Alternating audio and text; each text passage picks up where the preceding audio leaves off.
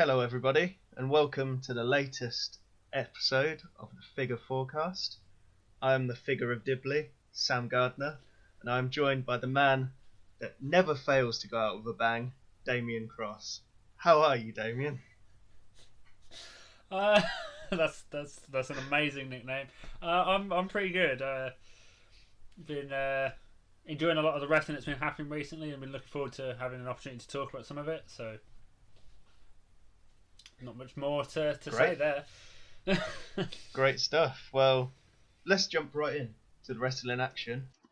All Elite Wrestling. And there was a pay-per-view on Sunday. It wasn't WWE. It was in fact AEW Revolution. Good pay-per-view. Not spectacular. Not one of AEW's best. But it had some decent moments and some decent talking points for all the good reasons and bad, which we'll get into. Let's start with what was billed as a Hall of Fame caliber signing that was going to debut on Sunday night at Revolution. There was loads of names being floated around: Brock Lesnar, Batista, CM Punk, just to name a few.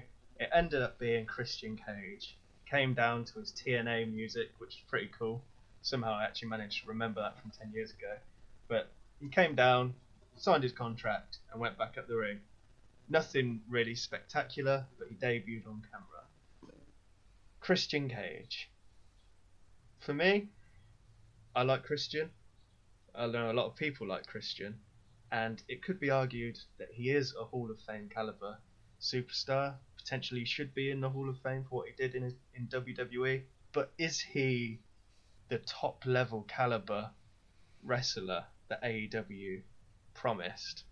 I like Christian. I was just going to say, I don't normally watch AEW. I've mentioned it before, but this was one of those stories that kind of caught your attention, especially with the potential hype around like a big name, like a Brock Lesnar signing. I don't know how it is to AEW fans, Christian signing, whether they think that's a good thing or a bad thing. It did feel a little underwhelming, but I was only there kind of for the hype of this big signing. What struck me most strangely about it, though, is the fact that he was on a WWE pay-per-view a month ago. Yeah. Royal Rumble, he was technically final 5, but he was in like the final 4 spot with Edge.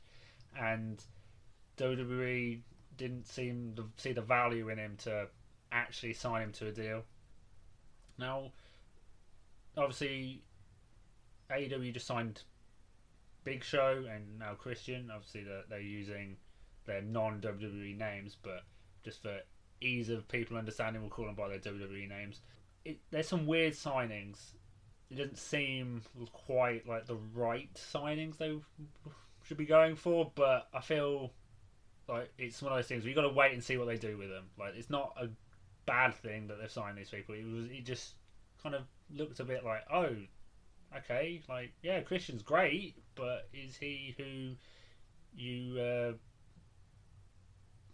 is he a big signing for your company in terms of what he can do for you? Like, the fact that you've taken him from WWE, that's a big thing, but like, this is a man who's not been wrestling weekly and probably won't be able to wrestle like weekly consistently for a long time. Like, it's not the kind of position he's in his career. It is a kind of just a little bit of a weird thing, but not bad. It's just kind of, you got to wait and see what they do with him. Yeah. Not bad. I mean, Christian's I think he's 45 now, so he's sort of pushing that stage where he may be getting a bit too old for it, but look, I'm not one to judge that. But no. AEW need to be careful with what they're promising, because they promised this huge star, and they built themselves up for a fall with Christian. I kind of felt sorry for him when he came out, because Christian's a really good wrestler and a lot of people like him, but they built him up to be too much of what he is, and they've done it a couple of times now. Remember last year there was a match between John Moxley and Jake Hager, and Tony Khan came out saying, oh yeah, this is an amazing match, it's going to blow people away. And at the end of the day, it ended up being a Jack Swagger match, essentially, nothing special. So AEW need to be careful. I've seen a lot of people saying that Christian signing is more of a signing for the wrestlers, in the sense that he's going to help some of the less experienced people sort of get along with their progressing career, but in the nicest possible way. I don't really care about signings for the wrestlers. No. As a viewer of a TV show, I want to sort of watch wrestlers at the top of their game actually wrestle. And I like Christian in all of his WWE run. I really, really liked him. And I liked him when he was Christian Cage in TNA as well. I thought it was really, really cool when he was Christian Cage and he was winning world titles and going up against some good wrestlers then. But that was like upwards of 10 years ago. So it's going to be interesting to see what they do with him and where they go with him. A match with, or a program with Kenny Omega actually kind of excites me. If it is sort of the Christian of 10 years ago, like we see Edge, he hasn't really missed a beat. If it's sort of that Christian, I'm looking forward to that. Do you have any other thoughts on Christian? No, like I've seen some jokiness about it being all elderly wrestling. Really original joke. Yeah, it's just one of those things where maybe they did kind of hype it up a little bit too much, but then again, like, cool. I mean, I suppose the only the hype was it was Hall of Fame worthy, and if I'm being honest, for the stuff that Christian did with Edge as a tag team, he probably should be in the Hall of Fame. He probably won't be now, but he was never Vince was never like his biggest fan. They had that whole story about wanting to put a blue dot on his face. So I feel like it's a good move for him, and for backstage, he's probably gonna help out a lot. And you see that a lot with WWE. They sign people. I think they signed Abyss. I can't think what his real name is, but the man that played Abyss in TNA, they signed him to a role backstage to kind of help out, and like that is just going to be good for talent. But maybe that you don't want to hype that in the same way. But as a man who doesn't watch AEW, I'm not gonna criticize him too much, because you got to watch it to judge it, really. So I just kind of got caught up in the hype of that. I do want to try and watch it, but with a full-time job, we said it last week, like watching 5 hours of WWE kind of takes up a lot of time. So adding another, is it 2 hours for Dynamite and then an hour for 2 hours After Dark, or whatever their program's called. It's not called that, but dark. Not After Dark, just Dark. AEW After Dark, where they all turn into werewolves. Another 3 hours of wrestling is just a little bit more than I want to take on at the minute. But if anyone's listening does want us to review AEW, let us know, and maybe that'll be the push I need to start watching it. Yeah, AEW's a good show, and I'm looking forward to seeing Christian interacting with a lot of the people on AEW, so fingers crossed it all goes well. But moving away from Christian, the big talking point from Revolution was the exploding ring at the end of the exploding barbed wire death match, or potentially I should say the lack of exploding ring. More of sort of sparklers on each side of the ring posts, and then a little poof. Yeah, it was bad, and it's a real shame for me, because Jon Moxley and Kenny Omega put their bodies on the line in a really brutal match, and a really good match that I really enjoyed. And it's a shame, as Vincent Kennedy McMahon once said, the last image is what they'll remember. Ultimately, they won't remember the rest of the match, and I think it sort of tarnished it, unfortunately.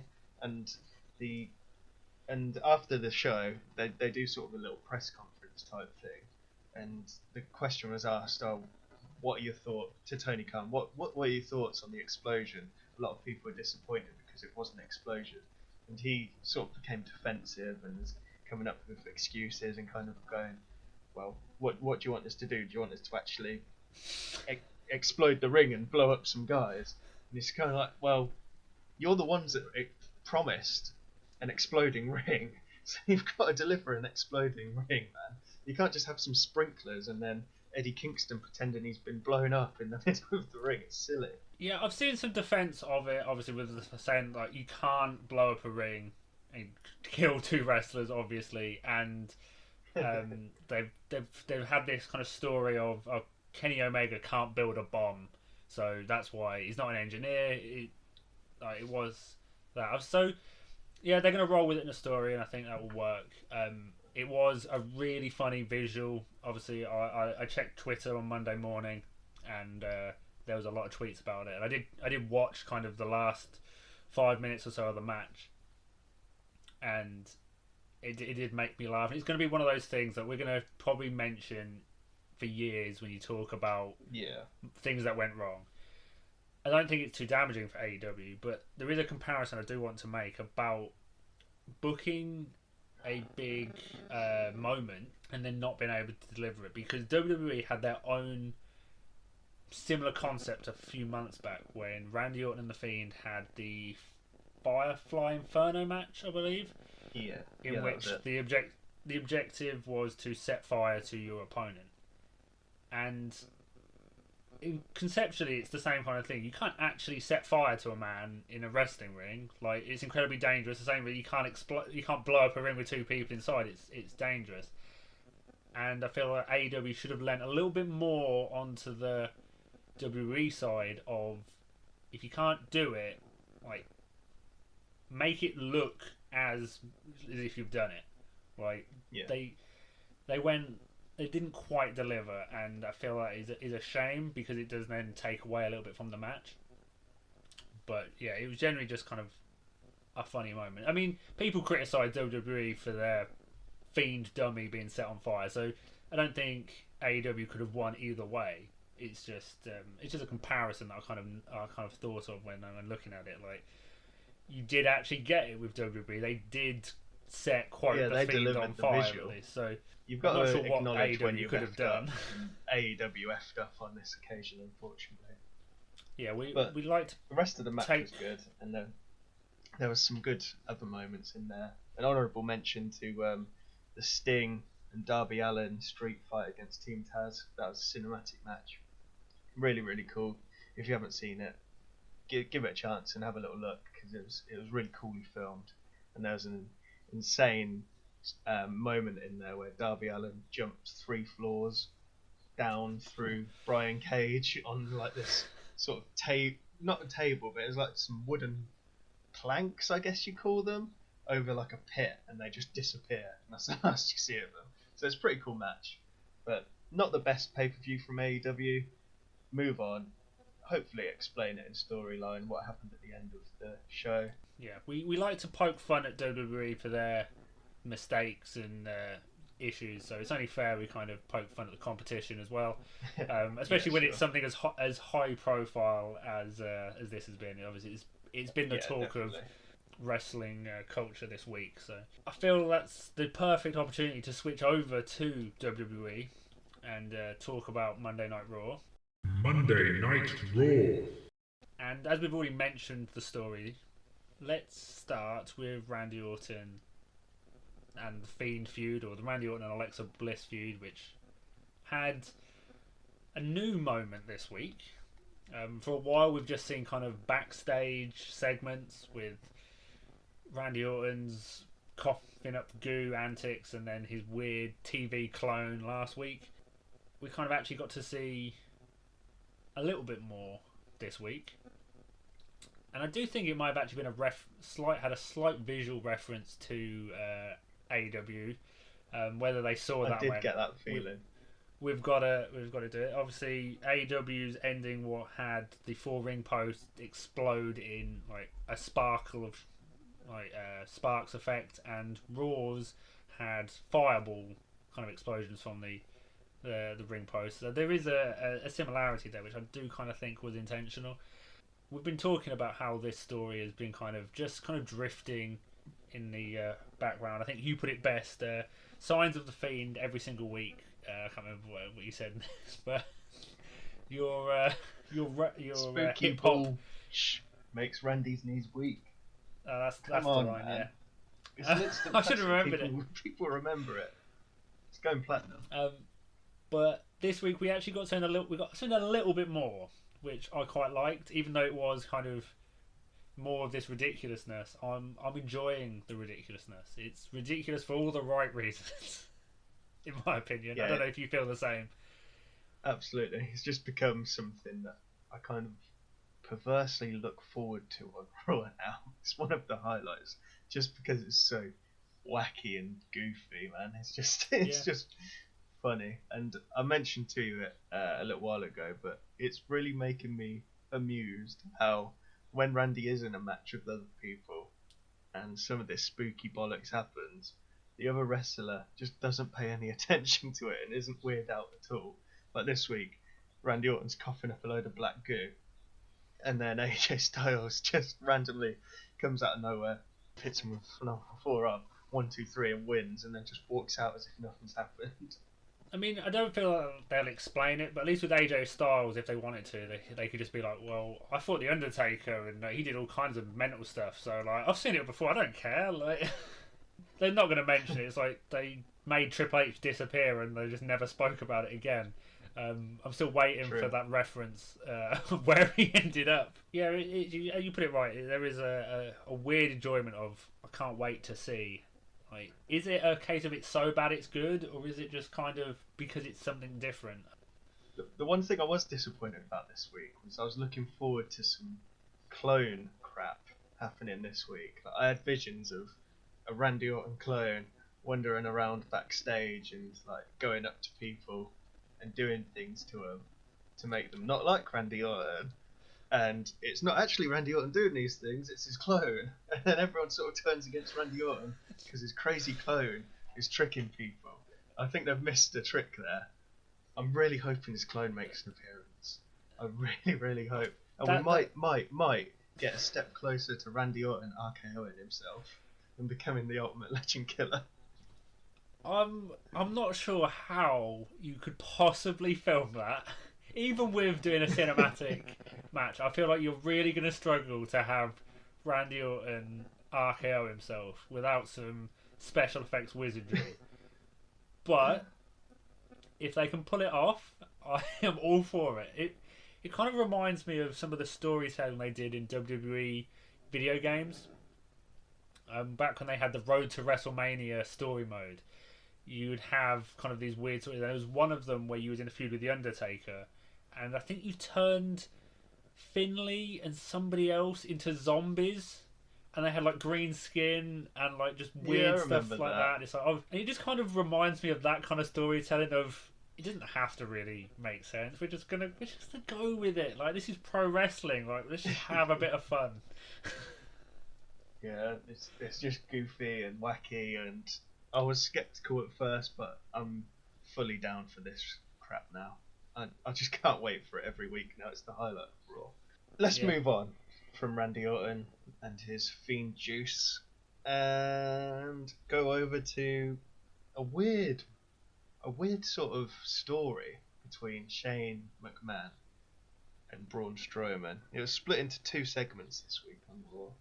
First one, Braun Strowman sort of comes down to the ring and goes, I'm Braun Strowman, and I am demanding an apology from Shane McMahon. And Shane McMahon comes down and goes, I apologise, and then walks away. Weird. It gets weirder. It was just a bizarre moment, this second half of the segment. Braun's in the ring, and it's kind of, again, demanding an apology from Shane for calling him stupid. Shane McMahon comes down, sort of talks to him for a bit, pretends his mic isn't working, and then goes to the ramp and says, I don't even know how to describe it. It sort of felt like he forgot his promo, but I don't think he did. I think that was the way that they intended for it to go. I think he's kind of running down like, oh, I would never say that you were stupid. I would never say that you were like a big dumb idiot. But like, he's listing insults, but saying, oh, I would never say, like. And I kind of get what they were going for, but it just come across really just weirdly delivered. Although I will say, the very end of Shane running off and getting into a car and Braun like going, oh, okay, he's escaped, walking off, and then reveal that Shane's still there and then call him an idiot. I did find that funny. I did like the they tied it off well. They tied it off well for me. But the promo delivery, it did seem very strange. It didn't feel like a WWE promo, which normally It's feel weird because very. the one thing that Shane McMahon is actually quite good at is his ability on the mic, and it just felt very strange. It's almost as if he went off mic, like they just told him to go out and speak, Yeah. and like insult Braun, but don't go too far, and like do that, and then he was like, "Oh, I don't know what to do." I suppose if that is what happened, that's kind of like the dangers of not having a script. I mean, we keep saying we want people to not have scripted promos because they lead to some of the worst things WWE have put out. But if this is one, and we're not saying it is, but if this was kind of the result of it, you kind of see a little bit of the argument for scripted promos. I think most people would still prefer a promo like this to Reigns' succotash kind of delivery and things like that. Scripted promos have been bad for a while, but yeah, it just kind of left a bit of a head scratcher when it happened. Of kind of like, yeah, obviously we're building to a Braun Shane story at WrestleMania. We kind of we say obviously That's there's quite going to be clear a now. swerve or something. Now I've said that. I tell you what did make me laugh in the whole thing was that Shane was sort of saying all these things like, oh, some people would say that you're so stupid you hit like all the branches on the idiot tree or whatever. But the thing that tipped Braun over was just Shane going, Braun. And that was the thing that really pissed off Braun Strowman.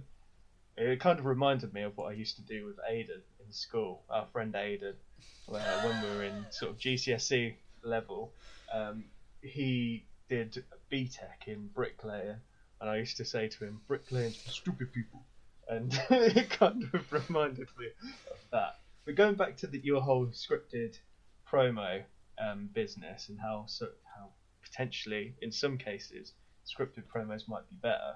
A moment that happened on Raw Talk that's been talked about quite a lot with Peyton Royce, and sort of shows the benefits of maybe letting the wrestlers have a bit more creative freedom to express themselves. She had a really, really empowered promo where the highlight was she said the phrase, "My potential haunts me," and I think that resonated with a lot of people. But she was just really impassioned in what she said, and it came across as really, really believable. She was saying, it's always the same people in the title picture, which we were talking about last week. Why not give me a chance? What have I done wrong? I've come over from Australia, moved to a different land, established myself as a star now, give me a chance. There's been a few occasions now on these after show shows, I guess you can call them, on Raw Talk and Talking Smack. I think Cesaro did one, Peyton Royce has obviously done one, and a couple of other people have done one, where there's been moments that there's been these unscripted promos got a bit more freedom, and it's got a lot of talk online, but they've never really led to anything, and I think that's the problem. I don't think that the higher ups in WWE obviously watch what happens, or they have no interest in them as such, and as impassioned, as you might be on these shows, ultimately it's not really going to lead to anything. Peyton Royce should be given a chance, and we kind of felt that she was going to get that shot when they split up the Iconics. That kind of felt like what the point of it was, and that never happened. But it is a great example of a unscripted speech, just really getting a person's character across. You mentioned obviously Cesaro giving a speech, and that kind of didn't really lead to anything. But I think the biggest one was the Miz and Daniel Bryan's kind of interaction on Talking Smack a number of years ago. We kind of felt like that was leading to a big match that they were going to have in the future. And I think they did have a little kind of feud, but it just never really lived up to that potential, which is a shame. I don't know if WWE don't treat these shows with the right kind of respect but they're saying that they've never liked it when someone has gone out of their way to get themselves over. Yeah, they don't seem to like it. A few years back, Zack Ryder with his internet title gets himself over, and it's almost like they get punished for getting himself over organically, when surely any sane person would say, awesome, you've got some sort of clout behind you, let's push you. And yeah, which is just a bit of a problem with the Vince McMahon kind of plan. I think at the minute, he's obviously a tremendous booker of what he's done in the past. He kind of revolutionised a lot of stuff and turned WWE into the billion-dollar company it is. So you can't fault him for any of that, but it does feel sometimes that as time's going on, he might be losing his touch a little bit. He gone cuckoo. But I really hope that Peyton Royce does get some sort of push from this. But unfortunately, there is precedent to say that she probably isn't. I'd love to see it. I'd certainly take a Peyton Royce title reign over another Charlotte title reign. I don't know if how she's been shown in ring wise would lead to a good match against Asuka, but there's plenty of opportunity to build Peyton up. I mean, we had Jinder Mahal go from jobbing out to winning the title in like 4 weeks or something. So yeah, I'm sure that's the comparison that she was looking for when she did this promo, to be compared to Jinder Mahal. I was using that as an extreme. I'm not sort of saying that. Obviously, Peyton's not booked strongly, so maybe like a title run would seem out of place. But there's plenty of time to turn it around and make her look strong before a title match. Well, let's go back to Raw as a show. Not much actually really happened to develop anything, but there was a couple of cool moments on there. So let's talk about the Drew McIntyre and Sheamus match this week. It started where Drew McIntyre was having an interview with one of the backstage interviewers. Sheamus blindsided him. Drew McIntyre had asked for a no DQ match, and he was granted it. Sheamus and Drew would go on to have a really, really hard-hitting match, as we'd expect, as much as last week was, but this time they had weapons. I don't know if you saw the picture online afterwards. The welts on their back after being hit with kendo sticks was brutal. It looked horrible.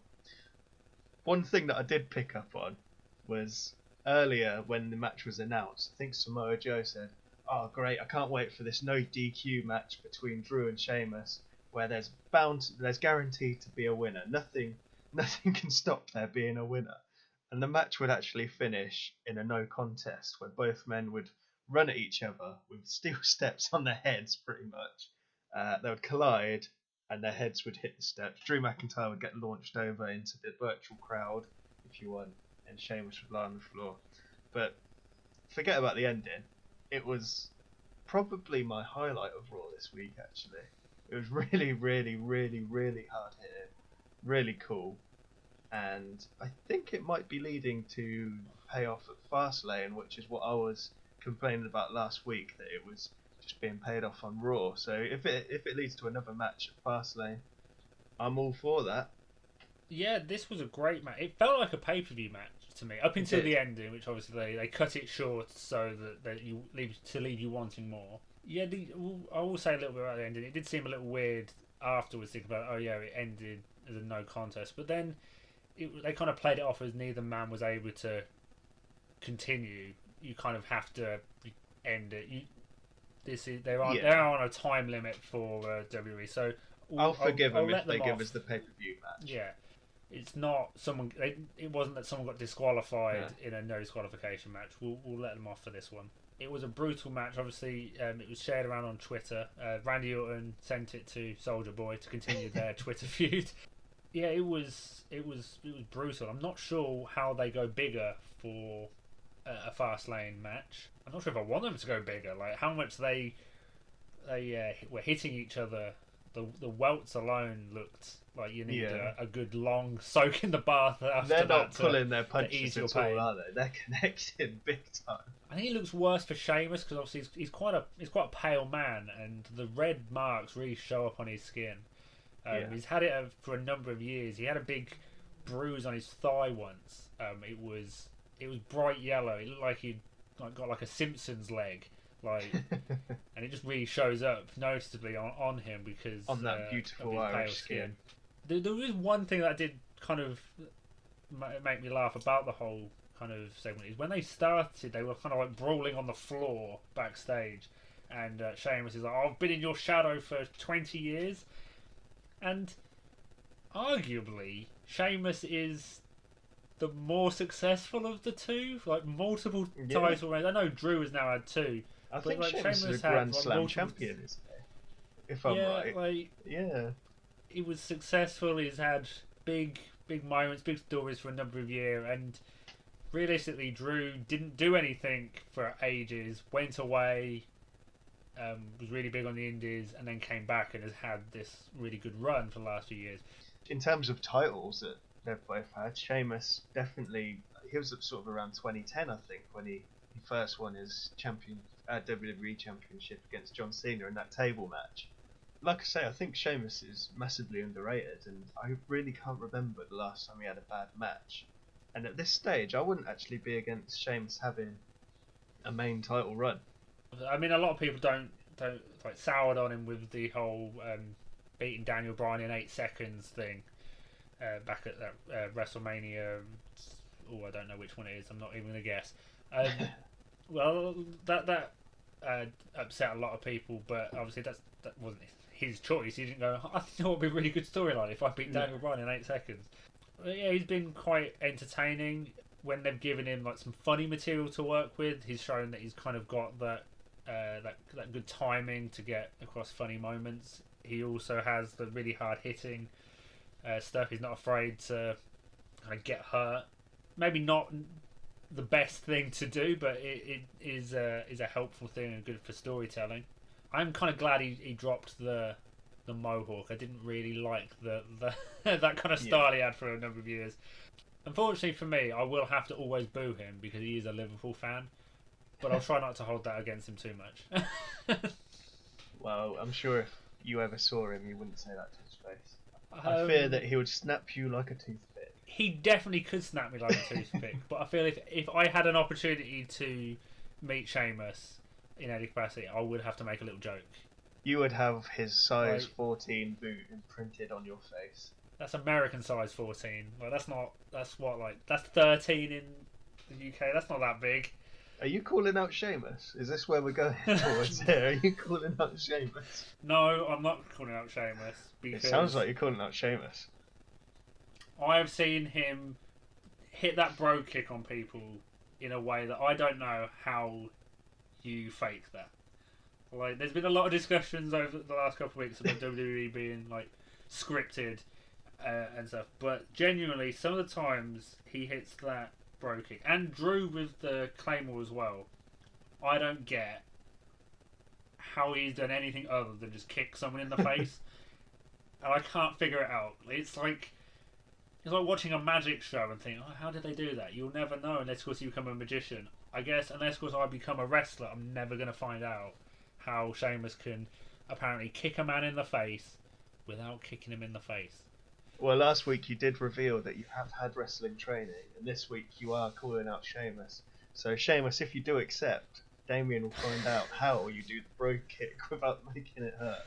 Let's make this happen. I'm tagging Sheamus in this after we release the podcast. Next year's WrestleMania, Big Daddy Cross making his debut against Sheamus. I've taken an attitude adjustment, and a spear from independent wrestlers at that wrestling school, but I would not feel comfortable taking a bro That's kick. a push calling them independent wrestlers. I was being nice. I don't know. I can't remember who they are, what they look like. So who knows? Maybe there's potential that one of them we don't even remember them, but one of them is actually like well known now.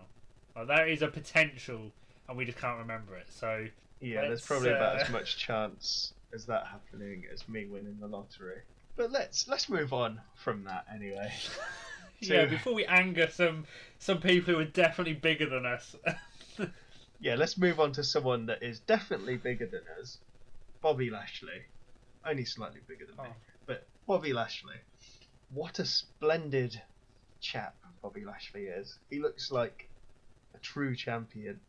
Splendor in his suit, walking around, looking like a don. And his new entrance is beautiful. That's the only way I can describe it. It's beautiful. Yeah. His theme music hits. A golden thunderbolt comes down from the sky, and a resplendent Bobby Lashley appears, title belt round his waist, suited and booted, got the Hurt Business around him. What a presentation! What a champion! What a man! Yeah, it kind of reminded me a little bit of the way Evolution were presented, except in 2021, wrestlers are able to get suits that look a lot better. Like, no offense to any of the Like they're not your dad's Evolution suit. members, but you look at some of the old footage of them, and it's like those suits don't kind of meet modern day fashion styles. I don't know if that was in at the time. I didn't really care about fashion when I was whatever age I was back then. But yeah, it kind of had that kind of vibe of like the well dressed champion and his followers, or however you want to describe. I wouldn't call them followers. That's a bad thing. But you know, his group, his entourage, whatever you want to call them. And it kind of, yeah, it does look good for a champion to kind of be seen like that. Especially a heel champion, which normally kind of only win by interference kind of treatment for a while. But the dominant champion vibes we're getting from Bobby Lashley, definitely a positive from WWE at the moment. Yeah, talking about the dominant vibes that we're getting, let's just talk about the match that he had with The Miz briefly. It did what it needed to do. It was sort of a 10-minute squash match, if that's possible. Miz kind of got a couple of moves in. He didn't really need to be fair, but it just again reinforced that Bobby Lashley is this dominant character, and he's going to go into WrestleMania with, I'm guessing, possibly probably Drew McIntyre going up against him. And it was just cool. It's good to see Bobby Lashley build like this. Hopefully his reign continues. People are kind of expecting Drew to win at WrestleMania to kind of give it a good feel-good moment, but I wouldn't be opposed to seeing Lashley hold it. I feel like Lashley holding it is probably a better. Yeah, you said this story last week, and the more I've thought about it, the more I'm actually warming towards Lashley retaining rather than Drew regaining. I am really warming to Bobby Lashley. Yeah, I mean, obviously we're meant to boo him. He's definitely the heel, and he's playing that up well. But it is nice to have a heel that you can enjoy watching, which is kind of the opposite of what you're meant to. You are meant to be like, oh, I don't like Bobby Lashley, and it's like that's kind of what you want. But from a objective, like just taking out how when you're watching it, it is really really good. Like, I think the problem is at the minute is obviously going up against the Miz, who is also a heel. Yeah, that's what I was going to say. I think there's a tendency to, because the Miz is sort of a whining heel, you kind of gravitate towards Bobby Lashley more as the face character. You'd rather him beat the Miz. It's going to be interesting to see how they transition out of this story to make Bobby Lashley more of the heel character going into Mania. Well, I think we've talked over the most memorable moments on Raw. Everything else was pretty bland, to be honest. Is there anything in particular that you wanted to just mention, or is that it for you? No, there was a few other stuff. There's still the Retribution. No, Retribution. I've got AEW on the brain. Retribution storyline is still kind of ongoing and doesn't really feel like it's going anywhere good. But yeah, we'll come back to that. I feel like we can see what's happening. I feel like we'll talk about that at a later date, because it's just not much. No, we've talked a lot about Raw already. Well, let's move on from Raw then. I think we've talked about as much as we can on Raw. So let's go over to Friday Night SmackDown. Friday Night SmackDown. So this week on SmackDown, I thought we had quite a good show. I didn't find myself asking why as much as we have in recent weeks. Everything kind of made sense to me, even though some stuff wasn't good. It wasn't as confusing to me. I kind of saw where everything was coming from, which is definitely a positive. Even if something is bad, at least it makes sense. It's kind of a good thing for your TV show. Would you kind of agree with that, or? Yeah, I would agree. I would agree. This week's SmackDown, there was still some iffy moments in there, but not so much as there was last week. So I'm a bit higher on this week's show than I was last. Yeah, I don't know. It wasn't the best SmackDown, but it definitely wasn't the worst SmackDown, is what I'd say. Yeah, nice kind of like middle of the road kind of show. If we start, we'll talk about the kind of the women's titles picture, as it's kind of both the tag and the SmackDown Women's title that are kind of feuding at the minute. There was a lot going on. Quite not a particularly dominating segment in terms of the entire show, but just kind of a lot packed into a few little bits. Kind of a weird segment with Nia and Reginald clothes shopping, which was really cheesy, but not necessarily bad. Like, I did kind of feel myself watching it going, "Oh, this is terrible," but I feel like it was meant to. Like, they had Shayna Baszler kind of sat in the background with the like look on her face. She's like looking at her phone, and I feel like that was kind of what they were going for. They wanted you to be kind of reacting how Shayna is. You're meant to be that role, I think, is what they were going for. At least I hope that's what they were going for, because if they weren't, they've completely ruined that segment. Yeah, it was a fun little skit, and as a standalone thing, I actually quite enjoyed it. Shayna Baszler was like the moody teenager being dragged along to the shops by her mum and dad, like gothic clothing, and yeah, it was cheesy, but it did bring a smile to my face. I didn't full on laugh, but there was a smile brought to my face. But in general, this whole sort of picture with what's happening on the women's side on SmackDown, it confuses me. It hurts my head. What's happening? I don't. Well, they kind of explained why Reginald's there in a way. Just skipped over explaining it and said, "Oh yeah, obviously Sasha, you're keeping Reginald around because he likes you and you're trying to use him." Blah blah blah. That's never been explained in previous weeks. It's sort of just you've left your own imagination to wonder why he's there. But I'd just be so much happier if Reginald wasn't involved with this whole thing. The whole Sasha and Bianca build-up feels like it's been tarnished a little bit for me. I'll just talk about the end of the match. Reginald kind of distracted Bianca Belair. Sasha chased him into the ring, and then it distracted her, and there was a roll-up where... Who was it that pinned Bianca? Was it Nia that pinned her? No, it wasn't even Nia in the match, was it? It was... Tamina. So Tamina gets a finish, gets a pin on the number one contender to the Women's Championship at WrestleMania. It's just baffling how they're doing this. And then there was a squabble between Bianca and Sasha afterwards. It just seems like a really strange way to be building up to, I'm guessing, what will be one of the headliners on potentially night one of WrestleMania. It just doesn't feel like a WrestleMania build-up at the minute. That's a fair criticism of the story. I don't mind the Tamina getting the pinfall, because they have been kind of building her and Natalya up as a team. No one is meaner than Tamina. Over like a number of weeks.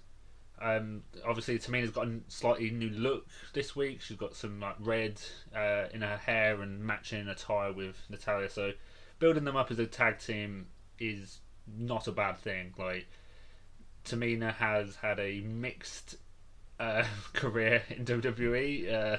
She's not been a top star in the women's division, but there's no harm in trying to like build her up a little bit. So that's not so much of a negative. Also, because it wasn't a clean pin, I don't feel like it hurts Bianca, especially with her berating Sasha afterwards about like saying, "I don't lose. This is your fault. You brought Reginald here. He's like getting involved." Like, and we've been talking about it for a number of weeks. Like, it's this setup of how do you get two faces to kind of feud and have the heat there in the match. And Sasha is looking more and more the heel each passing week at this point, and we know she can play the heel so well. So, like, although I don't think it's the best booking, I feel like the end goal that we seem to be working towards is worth it. Like, I see where you're coming from. For me, it's just tarnishing the whole match. I just really wish that the next 4 or 5 weeks, or however long it is to WrestleMania, I could just fast forward and be at the match and just not give WWE Yeah. the chance to ruin something that I'm really looking forward to. Bianca just doesn't feel like the star she should be now. There is that kind of part of it, and hopefully they don't really ruin it. And we know they've ruined things in the past, overbooking things. But we've got Fastlane next week on Sunday, so we've got their tag match for the titles then, and on Friday it was announced there's going to be Nia versus Sasha for the women's title. And I don't think there's any. I'm not expecting the title change to happen in either of those matches, but it kind of can build towards the story. So it can. There's a lot going on into Fastlane, but hopefully when we come out of Fastlane, we are 100% focused on Bianca versus Sasha, and all the rest of this kind of doesn't disappear from the show, because we do want to see these other matches, but hopefully they get their own segments. So maybe you build to Natalya and Tamina and some other teams in like a big multi-team title match for WrestleMania. Like we want to see the women on the show, but we kind of want their stories to be separated after Fastlane. Like, let's get this out of the way. That's what I'm clinging on to at the moment. That they sort of go their separate ways, and we can go full speed, full throttle into Bianca and Sasha, and whatever happens with the whole story, I guess ultimately that will be forgotten, and it'll be a really good match at Mania. This week it wasn't something I was like I didn't want to skip it. I was invested, just kind of wanted to see what the outcome was. The actual what's happening isn't the greatest, but the outcome that we kind of are getting hints at, I feel, is hopefully going to be worth this kind of rocky journey to get there. Let's hope so. Touch wood. Let's hope so. Shall we move on to another point in SmackDown, which I don't think you're too keen on, with Big E? Yeah, so he came out this week. It's his first week back from his stint in a medical facility after Apollo attacked him. I think Why 2 can't weeks they just ago. say hospital? Why? Yeah, it did sound weird in his promo where he says, I was laid up in a medical facility, and it's like, just say at home. Like, I suppose he could have been in a dentist. He could have been laid up in a dentist. Yeah, maybe that stairs knocked a tooth out, and that's what he had to get done. Yeah. But he cuts a promo kind of on Apollo, and it felt a little odd. Like, there was fire there. There was the kind of the anger and the what you want from it, but something just didn't quite connect in what he was saying. Like, he lists a load of things to basically say that you've hurt me, I'm going to hurt you more, was kind of his point. But it was like, he kept saying like, you did this and I'm going to do something bigger, and he listed like 4 or 5 examples, and it just kind of felt a little odd. But then that's kind of Big E's character has never kind of been that for a long time, so like, we are getting a slightly more serious Big E. That's a positive. It just this week felt a little odd. Yeah, it was a bit of an odd promo, but I'll give it a pass. And I really like the fire that he showed, like you said. And if I just take the fire away from it and the intensity that Big E portrayed about what Apollo's done to him over the last couple of weeks, I think it was really good. And it obviously led to Big E. I think he called out Apollo originally. Apollo didn't show, and then he did an invitational, an open invite to anyone to come down for the a match for the Intercontinental Championship. Baron Corbin would come down, and before he says "I accept," Sami Zayn comes down and says, "No, I accept. You didn't say it. I accept," which I thought was pretty funny.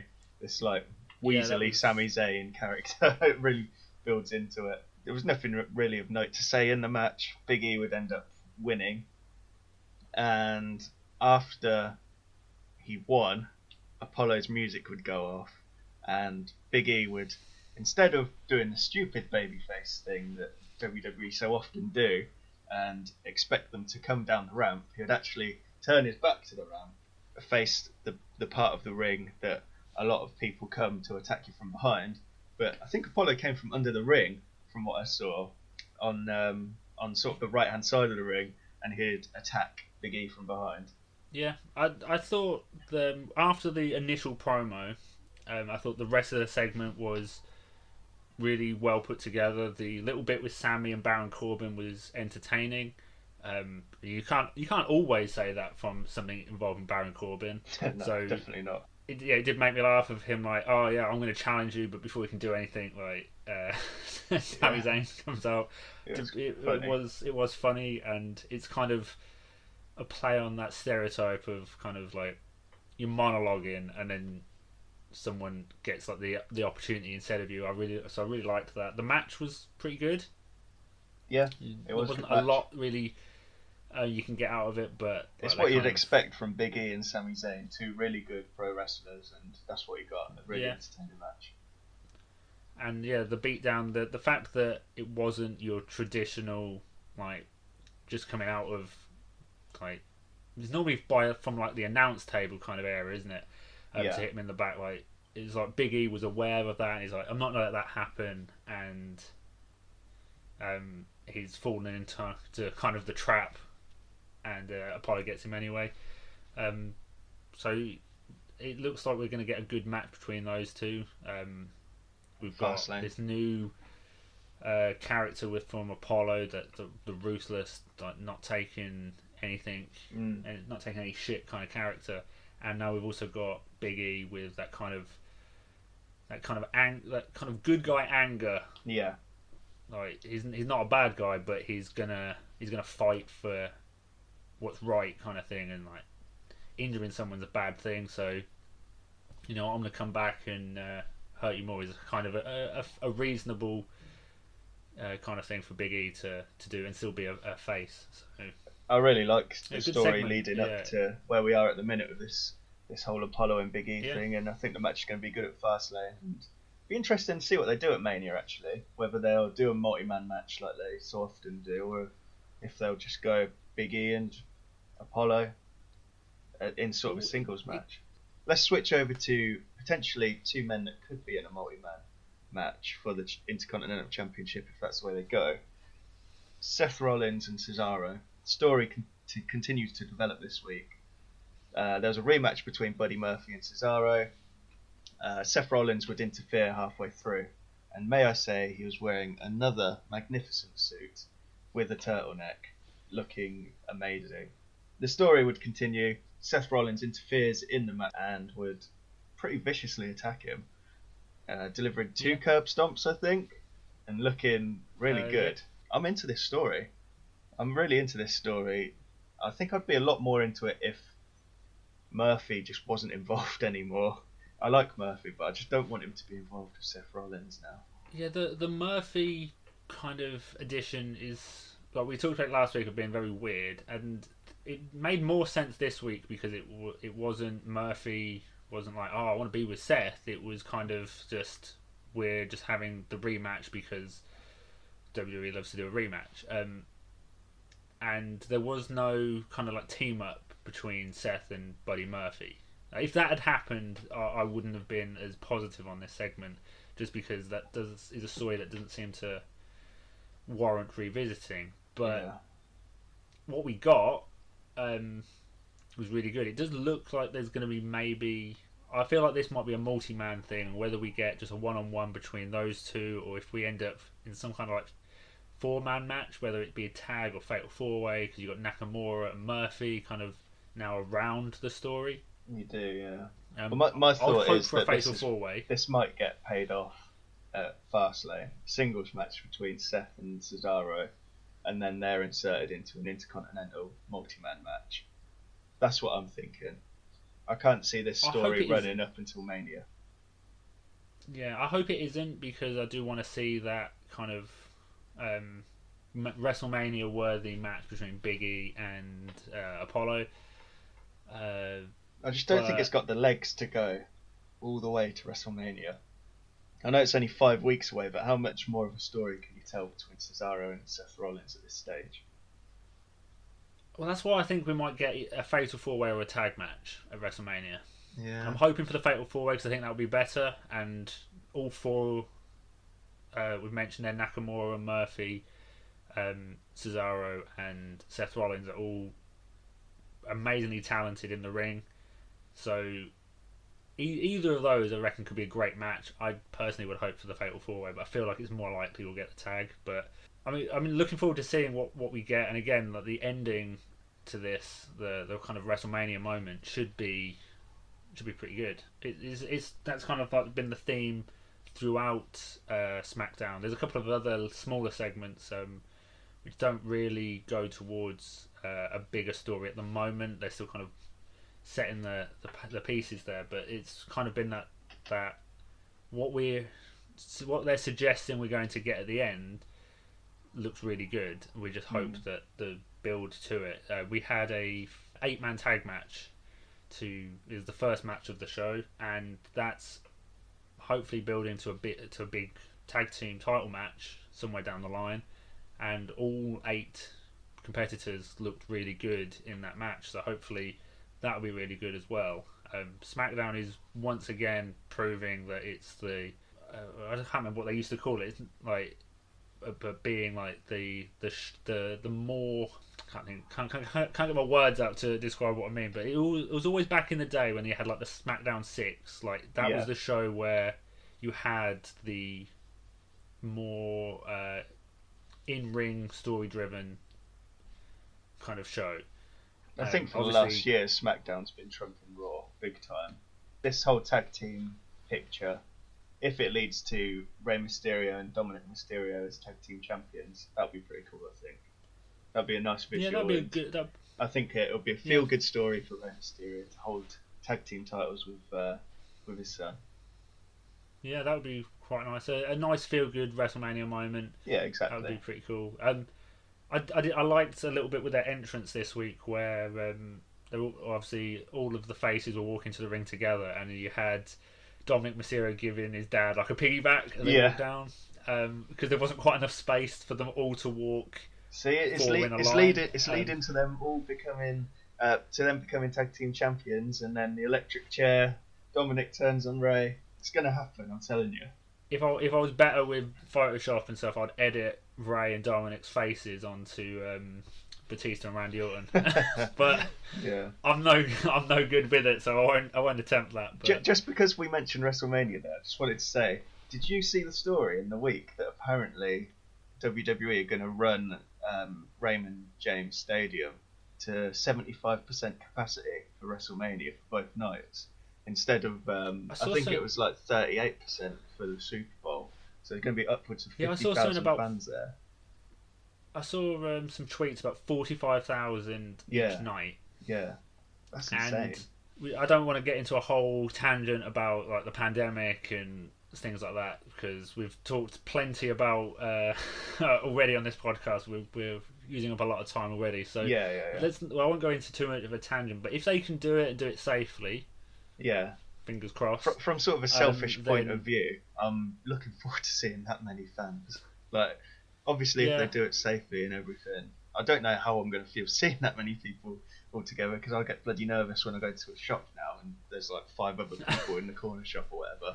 But yeah, just from sort of a viewer's enjoyment perspective, having that many live fans watching a wrestling show, it gets me excited.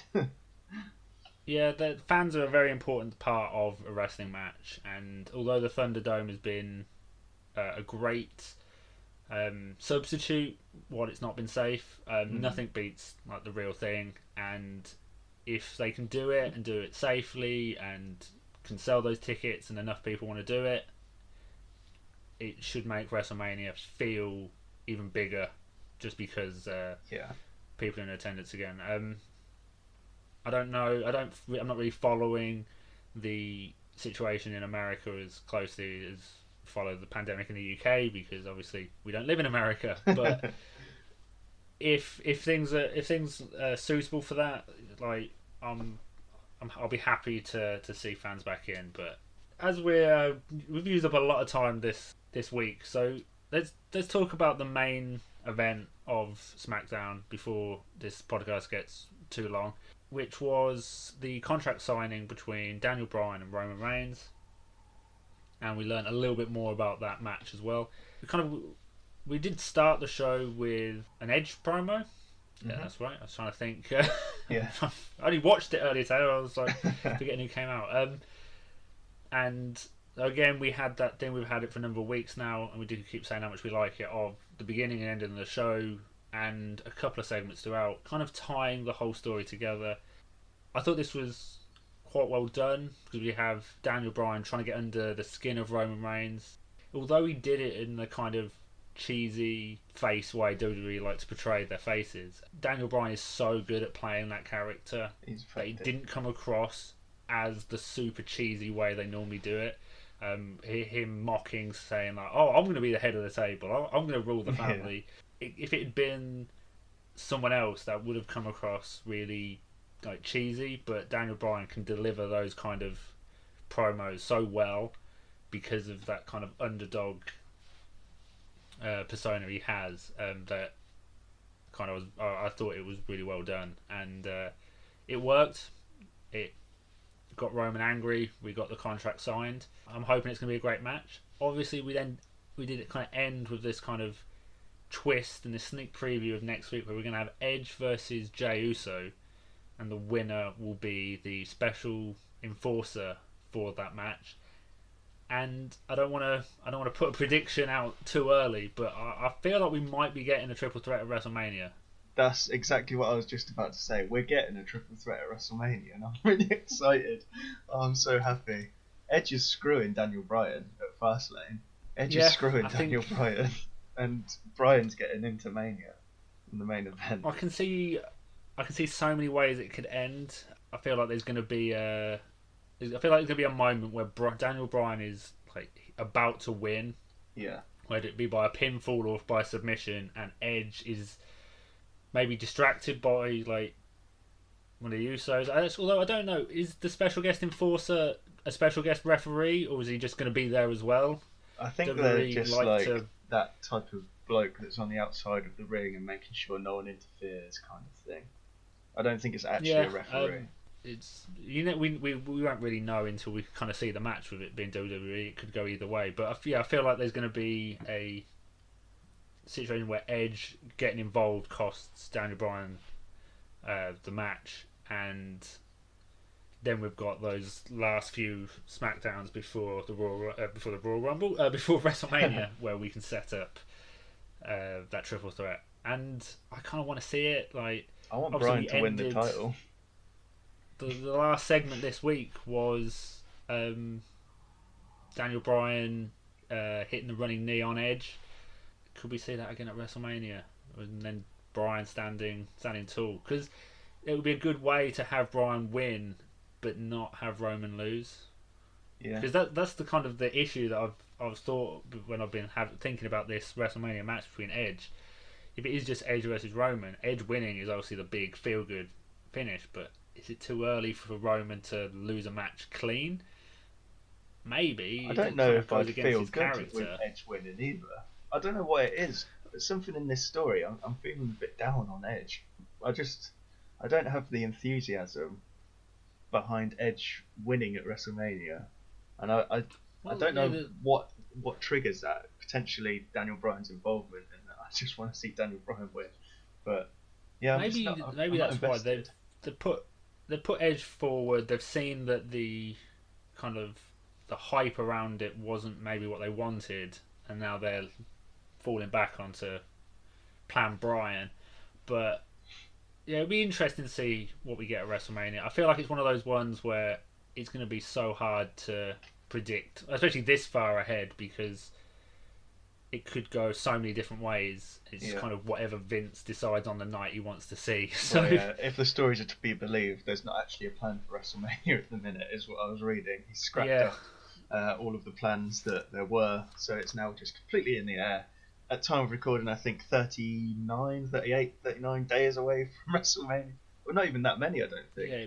But yeah, it's scary. It makes our predictions so difficult. Obviously, we will be doing predictions next week for Fastlane, so that's something to look forward to on our next episode. But as it stands at the minute, I'm really struggling to think about what the results of some of the matches are going to be. I completely agree, definitely.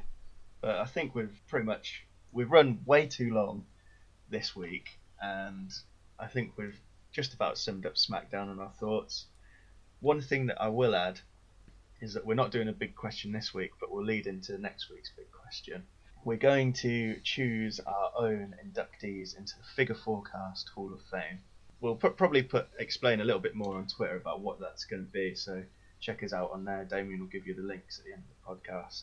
But we're going to be choosing our own inductees into the Figure Fourcast Hall of Fame. We're going to have a week to think about it, and if you've got any suggestions, hit us up on the socials and let us know. For now, that is the podcast this week. So thank you for listening, and that's the last time you'll hear me. Over to Damien for the socials. Yeah, you can follow us on Twitter, where you'll be able to see kind of our setup for our Hall of Fame picks next week. That's at Figure 4 UK.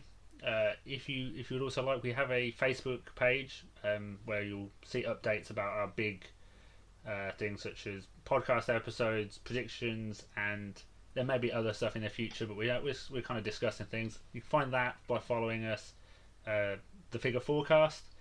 And if you do want to watch any previous prediction videos, you can follow those on YouTube by searching the Figure Forecast, or go into one of the other social media places, and there'll be links there as well, just in case it's a little hard to find. But thanks for listening this week, and we look forward to recording our next episode for you.